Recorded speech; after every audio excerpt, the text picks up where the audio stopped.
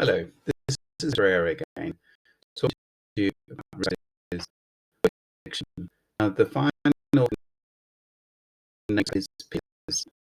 Now, I think any one of these is more important than others. We also see how characters could actually be vulnerable, and also we see that one respecter person may not be a respecter of another person. But I hope you can appreciate that this final respect of his is quite that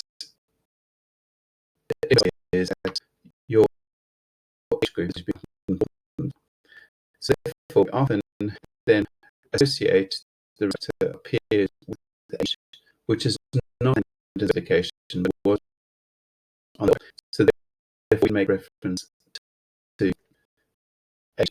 Now, this is not trying to patronize you, and you young therefore appears on the money, but you perhaps imagine that in terms of some pressures, in terms of age groups, are more important. Do yourself when you're 13 or 14, influence where your peers, you're less influenced than you then. As you potentially get older, the people who may you more will be kind of your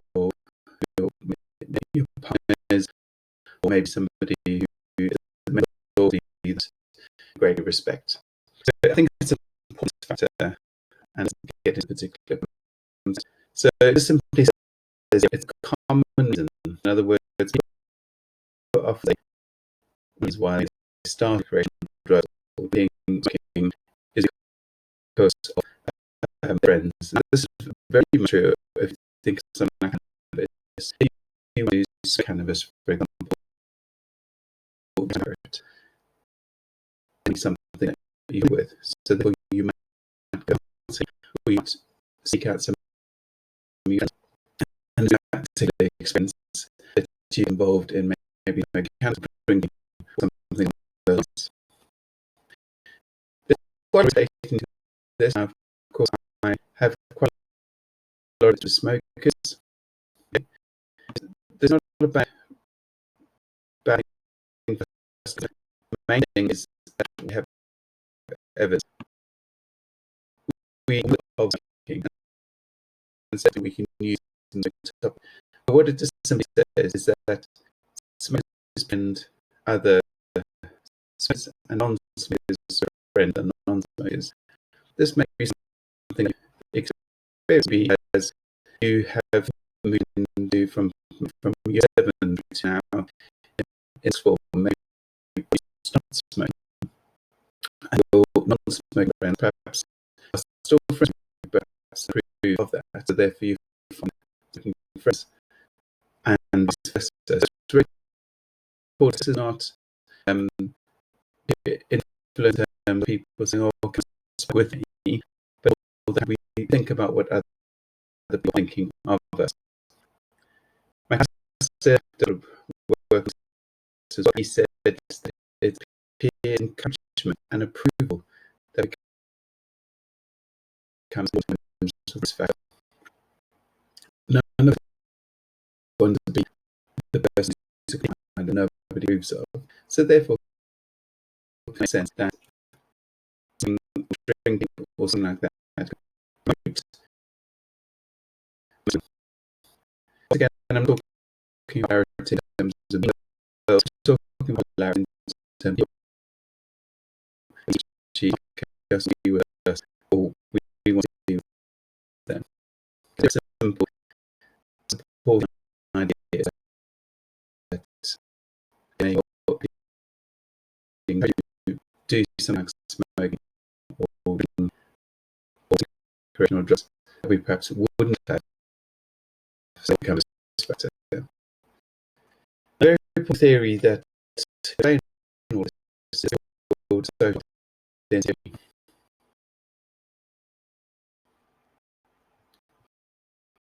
I'm running that doesn't work.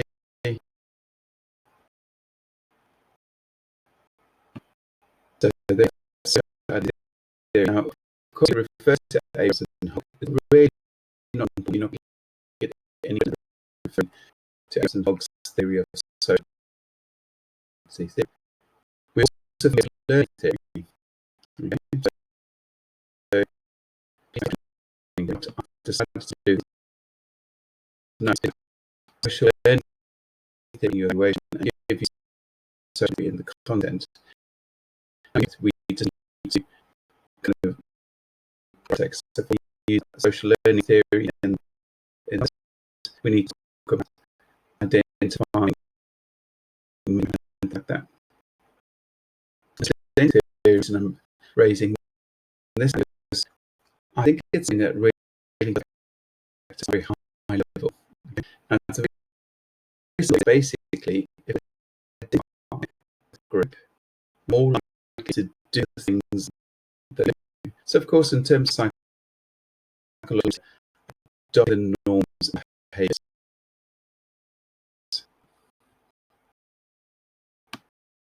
To norms and behaviors, that's similar to social identity. Things like that. So, across that social theory, we can have something different, and we can talk about learning here, but their approaches instead of applying that to behavior. But in terms of social identity theory, for example, if I see people I want to identify, okay, so I might deem myself not being particularly cool or particularly interesting or particularly valuable in any particular way. See, social okay, and identify a group of people that I think, wow, cool them. I want to, I mimic what they do. So it says here, I identify with a group, and so therefore I adopt the norms and behavior to their social identity. So quite literally, if I see a group of people who every weekend go to house parties and drink, well, I might then start going to those house parties and drinking because that's the central social identity of the group, and that's the norms and the behaviors of that group. Okay, so it's quite important here.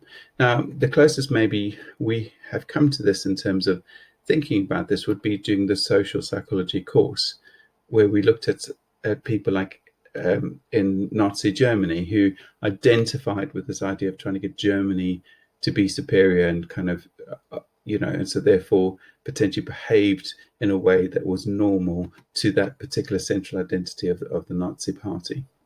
Okay. Going back to addiction, of course, it could be anything. So if the group that I want to identify with are doing things like regularly gambling or smoking or taking recreational drugs and things like that, I'm likely to adopt the norms of that particular group. Okay, so this is perhaps going back to social psychology, identification. This is explaining it there, and I think I might have used social identity theory back there. Okay, so of course, this means that I find the central identity of the group, so the status of the group. So they may be a smoker or non-smoker, okay, and then I'm going to be similar to their particular habits. Now, when I first started teaching in the UK, there was often a kind of conflict between emos and other groups, and so people became an emo and started listening to emo music and dressing like emos. Okay, and what you find is that this may well be temporary. Okay, because in a few years' time, that you might think differently, but for now, it's changing your behavior. So it does put you at risk. So when you're in a peer group, so maybe when you're 30, when you're 40, when you're older, when you have your own children, you might go, oh, I can't believe I did that. That was really stupid. I just followed whatever everyone else was doing. Well, that's not the case. The case is that in order to feel like you are accepted by the group, and in order to feel that you have the same identity as the group, you do what they do. And so therefore you can see how peers may well actually be very, very powerful. So when you come to school on a Monday morning and people start talking about what they're doing on the weekends, think about what it was like when you're in year 9 and year 10, when people started exploring ideas. I think social identity theory was a really important factor then. And so therefore I think it's a really good one for you to take note of. Now, I said in that section that we can use social learning theory. Now, of course, if I had to redo these notes, I might consider having a small section on social learning theory and a small section on social identity theory. But we do know that social learning theory is relevant to addiction as well. So it says here, research gives a consistent view that social context is important. Okay, so if you grow up in a household of smokers, the chances are you might actually feel as if smoking is normal and therefore approved of. Duncan does some research, basically says that teenagers who are exposed to peer models, it's just mere exposure.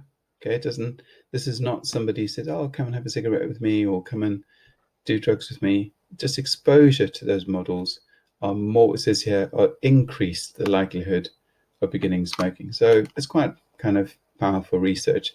ISA does a lot of research once again with social aspects of addiction and smoking and gambling and other addictive behaviors, and certainly says social status and popularity are important. So in other words, this idea of your vicarious reinforcement that is reinforced by kind of actual reinforcement. So certainly social learning theory is a part of this risk factor. Now, we can use some of the social identity theory stuff that we have, and certainly it's worth having a look at your textbooks for this. And so I just simply say that there is evidence to support this, but I want to focus on this however part, because it's not as clear cut as I made it sound. It's not simply, oh, those kids are cool, I want to be like them, I want to do their particular behavior. But Mitchell says here, we don't know the extent to which these groups influence me. It goes back to this idea that I might want to actually be rebellious, or might want to do something that is kind of different. And so therefore my identification with the group may just be allowing me to do things that I would normally do. Okay. It says here also, we don't know why or whether some people, it says here, adolescents are impervious to the demands of the social group. Maybe you know some of these people who actually don't care what the group is potentially doing. And certainly if this is about a healthy lifestyle, I know in America there's been quite a lot of research trying to find out, kind of certainly looking at socioeconomic status. A lot of black young men and women have to get scholarships in order to go to university, and yet those same neighborhoods also have a lot of gang membership and a lot of kind of drug use and drug dealing and selling. Okay, and yet there's still some of those young men and women who seem to continue just to do what is right and keep on going despite the same group identity, despite the same pressures that there are. So there's quite a lot of research still trying to be done on this, and so we can say, well, actually it's not as perfect as we thought it was going to be. Now, this is not meant to be a very long point, so therefore I'm going to kind of stop there. I'm going to end with the sample question that I showed you in our Google Meet, and just for you to kind of focus on it. I'd like this to be the focus of your question this week, for you to answer it for me. I'll put it up on the Google Classroom for you, and you can answer it. Okay, that simply says, briefly explain the risk factors. Okay, so what I'm not looking for here is any form of evaluation. Okay, all I want you to do for 4 marks is for you to tell me what are the risk factors. I'm really getting annoyed by that. Explain what the risk factors are. Okay, and and explain why it puts the person at risk, and then make sure that it's relevant to Dave's smoking. Okay, so there's quite a lot here. He says a family of smokers. He's smoking from an early age. He finds it difficult to give up, and now he's taken on more responsibility at work. So that's an important question for you to focus on. The last bit I want to talk about tonight is this idea that it doesn't always have to be applied. This is a 10-mark question that says discuss 2 risk factors. By discuss, it means that I want you to write explanation in your answer. I'm not asking for this as a written response, but of course you're welcome to try it. Explain the risk factors and then do the evaluation part, and we see that the marks would be split into 4 plus 6. Now this is an old style question, so it's certainly worth having a look at.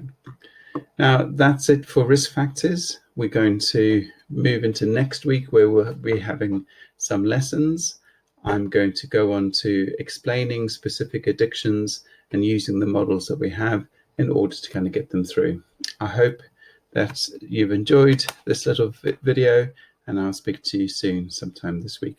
Take care. Bye.